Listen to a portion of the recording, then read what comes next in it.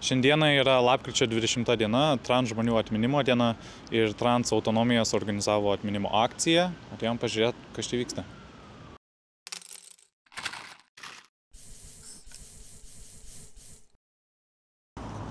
Šiemet Trans Murder Monitoring projektas, lietuviškai trans žmogžudysčių stebėsenos projektas, užfiksavo 150 atvejų, kai trans žmonės buvo nužudyti. Ir tai yra didžiausias skaičius nuo šio projekto pradžios. Nusikaltimai prieš trans žmonės lieka nepastebimi, nes nėra kaip užfiksuoti, kad tai būtent dėl lytinės tapatybės. Tai tokia informacija nėra renkama. Ir neproporcingai paplitęs smurtas prieš trans žmonės yra susijęs ir su judėjimais prieš žmogaus teisės, taip vadinamais antigenderistiniais judėjimais, kurie instrumentalizuoja trans žmonės ir nukreipia visuomenės pyktį prieš mus. Ką šiandien atsiminam? Ko čia susirinkom? Šiandien minime trans žmonių atminimo dieną ir mes su trans autonomijos kolektyvu kviečiam susirinkti žmonės nuo 2019 metų šitoj pačioj vietoj, kadangi esame šalia Seimo ir mes prisimename trans žmonės, kurie buvo nužudyti ar kuriuos praradome dėl transfobijos ir prieš trans žmonės nukreipto smurto. Ir šita diena yra minima visame pasaulyje.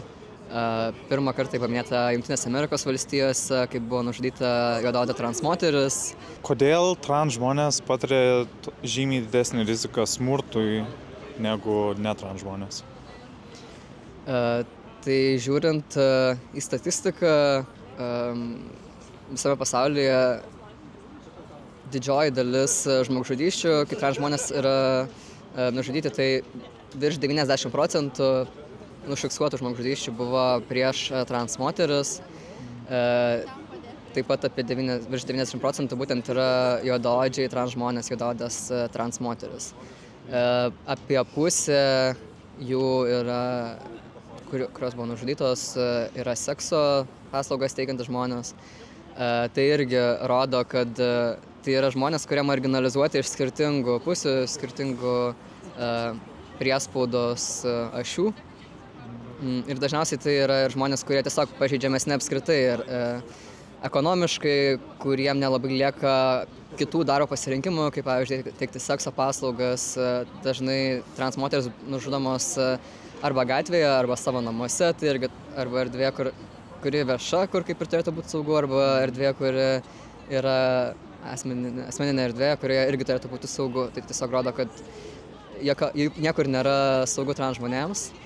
Ir jeigu matote, kad kažkas tokie sunkumai, ieškokite tos savos krūvos, kurioj nebijotumėt būti savimi, atsiskleisti, kalbėti, nesvarbu, ar tai būtų tėvai, draugai, kolegos, bendradarbiai, mokytojai, jūsų artimi žmonės, su kuriais nebijotumėt būti. Tai ši diena yra prisiminimų diena. Pagerbkime tuos žmonės, kuriuos mes praradom, tuos vaikus, aš kalbu kaip mama. Ir viską padarykime, kiekvienas, ką mes galime, kad nebūtų tų praradimų. Bent jau, kad jie mažėtų, o geriau, kad jų nebūtų. Tai ačiū visiems susirinkusiai. Ačiū labai už jūsų žodžius. Ką galbūt pasakytumėt kitiems tėvams, kurie turi LGBT vaikų arba galbūt to nepripažįsta? Ką jam pasakytumėt? Kaip minėjau, kad vertintų tuos savo vaikus, kokie jie bebūtų, nes seksualinė orientacinė arba lytinė tapatybė neturėtų būti tas faktorius, kuris atstumtų savo vaiką. Nes tavo jis pagimdytas, tavo užaugintas arba tavo gal globotinis yra, nes tai mūsų karta, mūsų ateitis yra, mūsų vaikai, tai mylėkit juos, apsaugokit, apgaubkit tą meilę, kad jie bent jau savo namuose, savo toj krūvoj jaustųsi saugusi. Nes išėjus iš namų ir šiaip daug visokių yra blogybių, o šioj tematikoje tai dar baisiau yra. Jeigu kalbant šią dieną, translyčiams vaikams ypatingai yra sunku. Gal turit kažką pridėti? Jo, aš tai norėčiau pasakyti, kad mūsų organizacijos Mamos už LGBTQ+ vaikus viena iš tokių dabar pagrindinių veiklų yra tėvų savitarpio paramos ir informacijos grupė. Ir mes susitinkame reguliariai, nuotolinius susitikimus turim, kad iš visos Lietuvos galėtų tėvai susitikti. Ir norim pasakyti, kad yra suprantama išsigąsti, pasimesti, kažko nežinoti, supykti, ar ne, ir nenorėti priimti to kažkokios tiesos ar ten abejoti. Tai mes daugiau mažiau visi ar visos per tai praeiname ir labai gerai suprantame, kaip tas yra. Ir mus visus tos tėvus ir jungia ta bendra patirtis ir tikriausiai kažkur šiaip visuomenėje gal jeigu kažkokio supratimo trūksta, tai mes tikrai pasiruošę vieni kitus priimti ir pakalbėti ir kartu kažkaip tai ir paliūdėti ir pasidžiaugti ir pasidalinti kažkokią tai svarbią informaciją. Tai tiesiog norim pakviesti labai visus tėvus, kurie galvoja, kad jiem tas klausimas kažkaip gal sunkus ar svarbus, arba nori kažką sužinoti ar pasidalinti, prisijungti prie mūsų grupės. Kokia čia organizacija, gal galim pagarsinti? Mamos už LGBTQ+ vaikus. Bet tėčius irgi priima. Ir tėčius, ne, mūsų mamos todėl pavadinime, kad 3 mamos susibūrė ir įsteigė. Bet organizacija vienyje ir tėčius. Ir turim tikrai... Tik mamos arba tėčiai, gali ir senelės, seserys, broliai, ten draugai, kažkas, kam rūpi, arti esantis žmogus ir vaikas.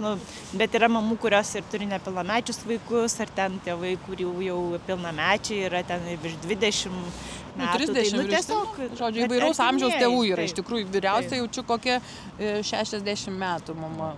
Taip, ir iš užsienio jungiasi, ne tik iš Lietuvos mamos, nes... Lietuvės mamos. Lietuvės. Užsienį gyvenančios. Kas yra struktūrinė transfobija? Struktūrinė transfobija, šiuo atveju kalbam visas visuomenėje vyraujančias struktūras, kurios sudaro sudėtingesnės situacijas gyvenime trans žmonėm. Tame tarpe tai gali būti ir tarpasmeninė tiesiog patiriama transfobija žmonių gatvėje, artimųjų, šeimos, tačiau lygiai taip pat svarbi, gal kai kuriais atžvilgiais net yra svarbesnė institucijų transfobija, kai nėra suteikiamos reikiamos apsaugos trans žmonėm darbe ar santykiuose su nuomininku, ko pasekoje yra sunkiau įsidarbinti arba sunkiau išlaikyti darbą, jeigu pradedi tranziciją arba jeigu sužinoma apie tavo trans tapatybę, atitinkamai ir nuomos atveju gali būti sunkiau susirasti būstą ir jį išlaikyti. Šiaip, kokie darbai yra prieinami žmonėm, kadangi dažnu atveju trans žmonės, disproporcionaliai trans moteris, trans migrantai ir migrantės, nebaltaodžiai trans žmonės yra įstumiami į padėtį, kai turi užsiimti survival sex work, pavyzdžiui, kai tai nebūtų galbūt jų pirmasis pasirinkimas, ką norėtų šiaip daryti, bet tiesiog dėl išgyvenimo tai tampa vieninteliu galimų pajamų šaltiniu. Atrodo, viešoje erdvėje ir žiniasklaidoje labai daug yra dezinformacijos ir baimės apie tai. Iš kur jūs sužinojot tą žinias ir tą empatiją atradot, kad nepasiduotam visam šumui, kuris keliamas galbūt tradiciniai labiau žiniasklaidoje? Iš kur jūs tai sužinojot? Tiesiog reikia gal labiau pasikliauti specialistai žmonėm, kurie išmano, ar ne, arba tiesiog domėtis ir kas jau pasaulyje ten žinoma yra, ar ten kažkokia patikima ta informacija.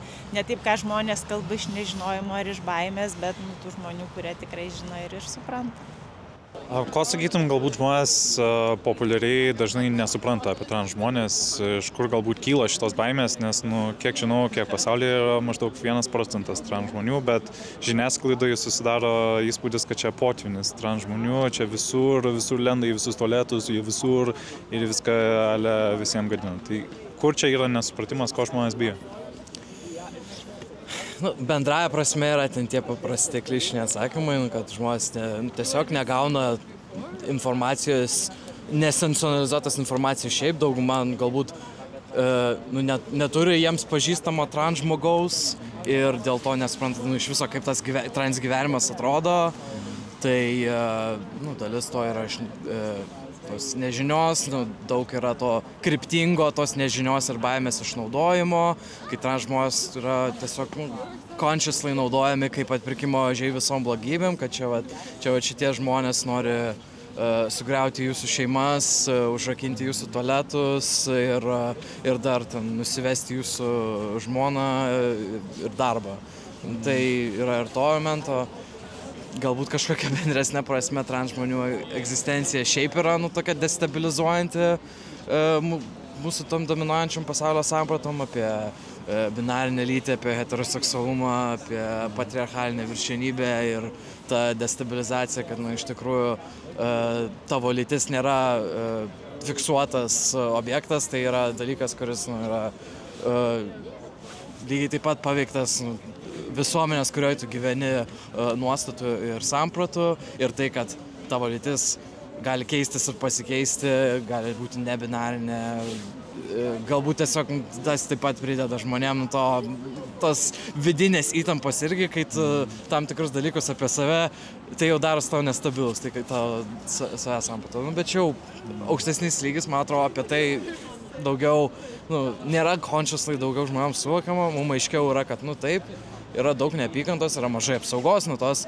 neapykantos, for sure, tiesa, bet ir tai yra labai prasmingai išnaudojama, tam supriešinimui, čia dėl šitų dalykų jūs kenčiat, o ne dėl to, kad tiesiog esat proletarai.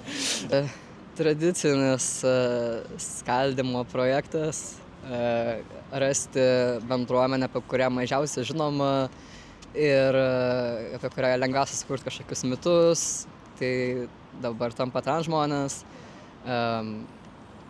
Kaip ir daug kas nepažįsta galbūt trans žmonių asmeniškai, informaciją gauna iš kokios ten TV3 televizijos, nežinau, ar dar kažkur blogiau, ar iš Seimo narių transfobiškų.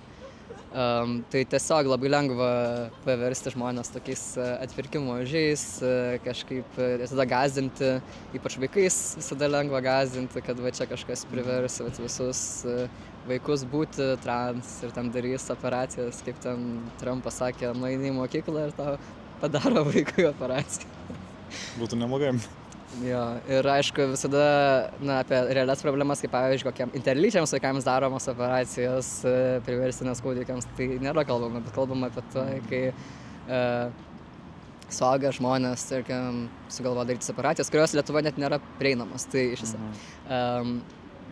Taip, tai kai yra kažkokios realios problemos, kurių nenorima spręsti, tai visada labai lengva tiesiog sukurti iš kažko baubą ir dabar tais baubais tampa trans žmonės, galbūt kartais ir pabėgėliai ir taip kažkaip dalinamės tą naštą turbūt su skirtingom grupėm, bet kuo mažesnė grupė, kuo mažiau žinoma, tuo lengviau kažkaip priešinti prieš ją žmonės. Taip.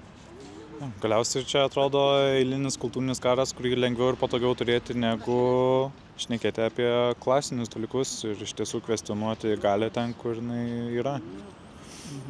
Taip, nes priešas yra trans moteris, kuri nori, nežinau, į tualetą nueiti. Čia dėl jos ekonominė krizė ir klimato ir visą kitą. Kokių reakcijų ar paramos susilaukėte iš bendraminčių, nes ir mūsų karto irgi mes labai dažnai susilaukiam priešiškų reakcijų. Norėjau paklausti, kokia jūsų patirtis, ar susilaukėt paramos iš bendraamžių? Turit omeny kitų tėvelių gal... kurie neturi LGBTQ+ vaikų, ar kas turit omeny? Šitą, ne? Tai įvairių, bet kuo daugiau kalbi, tai tuo labiau jie palaiko, arba bent jau neskleidžia to garsiai tos neapykantos, nesupratimo, aš sakau, jie nesusipratėliai yra, tai bent jau garsiai tau nesako apie tai. Nežinau, mano aplinka kažkaip labai tikrai gera ir palaiko ir sako labai gerai varyk.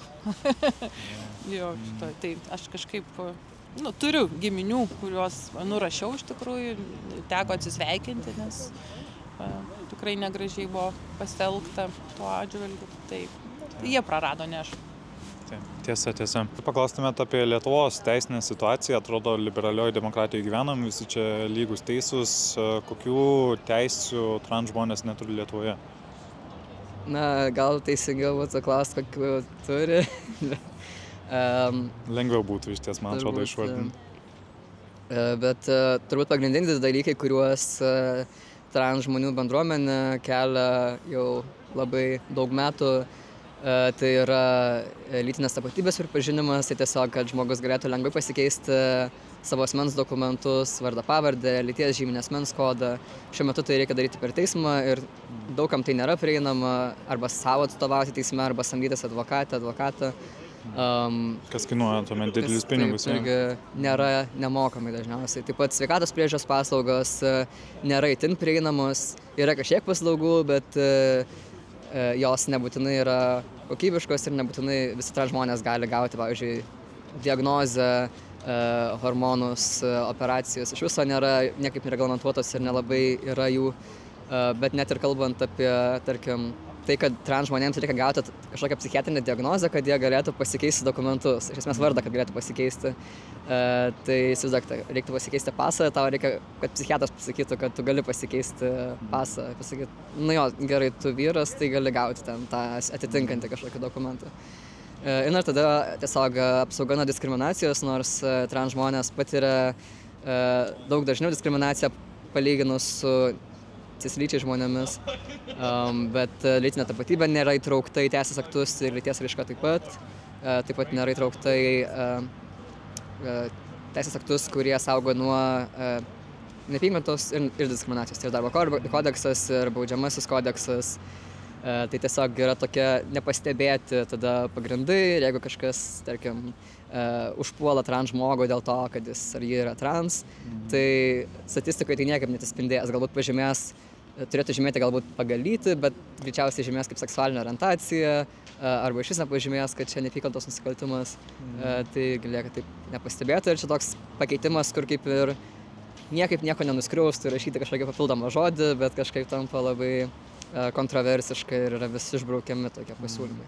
Tai čia iš tos teisinės pusės, ką galėtų padaryti vyriausybė, Seimas ir ką turi padaryti, tiesą sakant, yra ir įsipareigojimas prieš Europos žmogaus teisių teismą nuo 2007 metų. Yra byla L prieš Lietuvą, kurioje teismas pasakė, kad Lietuvoje, kadangi nėra nei įstatymo, kuris leistų pasikeisti dokumentus, nei sveikatos priežiūros paslaugų, tai yra pažeidžiamas žmogaus teisės į privatumą, orumą ir įstatymas turėjo būti priimtas, jei neklystu, per 3 mėnesius ar pusę metų kažkas tokio ir užtrunka šiek tiek 17 metų, kiek čia.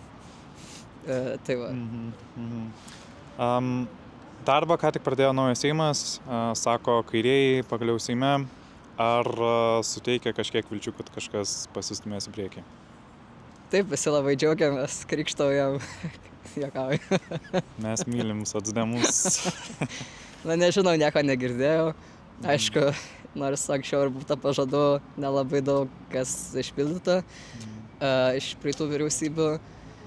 Bet nepaisant to, vis tiek Lietuva kaip valstybė turi tuos įsipareigojimus kažkokius, netgi ir berods, kai Veryga buvo sveikatos apsaugos ministras 17, jei neklystu, tai jau buvo bandoma kažkaip pildyti tuos įsipareigojimus, kuriami buvo teisės aktų projektai, kurie aišku nepatikti Seimui, bet vis tiek, nesvarbu kokia valdžia yra, bet kažkokie tie teisiniai įsipareigojimai egzistuoja, kuriuos neturėtų būti labai kontroversiškai vykdyti, bet tampa kontroversiška.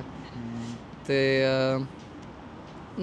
turbūt vilčių kažkokių turėti būtų keista, bet galima. Kodėlgi ne? Kaip paskutinį žodį gal turit žinutę, ką norit pasiųsti, bet ką? Tiesiog mes kaip ir sakom, kad mes esam tos pačios šeimos, kaip ir visos šeimos Lietuvoje ir taip pat mylim savo vaikus ir niekas nežino, ką gyvenimas pasiūlys, ar iškrės, ar ne. Ir koks tas tavo vaikas užaugs, ar ten garbanotas, ar lygiaplaukis, ar ten, tarkim, ar translytis, ar ar cis žmogus, ar ne, ar homoseksualus. Ir tiesiog džiaugiamės, kad mes esam, kad yra mūsų vaikai ir tiesiog kviečiam ir kitas šeimas kažkaip tai ir žiūrėti į tai, kaip tiesiog tokia realybė yra ir priimti vieni kitus kažkaip tai ir palaikyti arba bent jau kažkaip tai neskleisti tos kažkokios neapykantos kalbos ir neužgaulioti. Aš tai labai džiaugiuosi iš vienos pusės, kad darosi drąsesni kalbėti, drąsesni atsiskleisti, vaikai drąsesni atsiskleisti tėvai, pasipasakoti kažkam, kad nebūna tam mažam savo šeimos burbule. Tai pasipasakojęs kartais supranti, kad aš ne vienas esu čia šalimais, bet mes nežinojom. Ir tos bendrystės ieškojimas labai yra gerai būti toj, sakau, savoj krūvoj, savoj šeimoj, bet tai nėra tavo šeimos rėmuose. Ta šeima yra didelė, visi, kurie pritarė ir palaiko žmogaus teisėms. Ir pats paskutinis, jeigu turi kokių nors minčių, kas graužia, kas užnisa, arba kokią žinutę transfobam norėtum pasiūsti, arba galbūt trans žmonėm Lietuvoje, bet ką tik noriu pasiūlyti. Trans žmonės gyvenkit, nes esat zaibys ir dėl to, kad tai užpisa transfobus. Tai yra didžiausias fuck you, ką jam galit pasakyti. Just keep living. Ačiū tau labai.